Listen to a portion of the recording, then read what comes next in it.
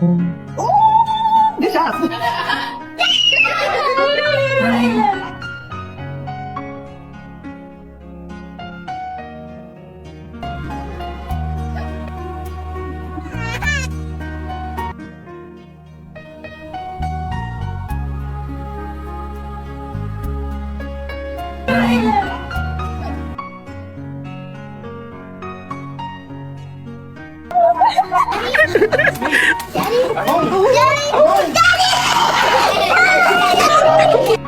Xem.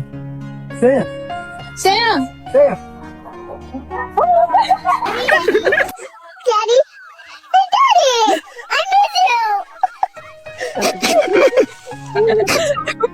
Giờ đây là cô đây hủ hổ hơi là chơi ấy năm hay là thông qua dương đây đấy anh cái việc đây nè mà hơi bán mà ở đây nè cái dương nè cái đá phun chứ đấy sẽ lấy ra cái tờ ga chô lan manh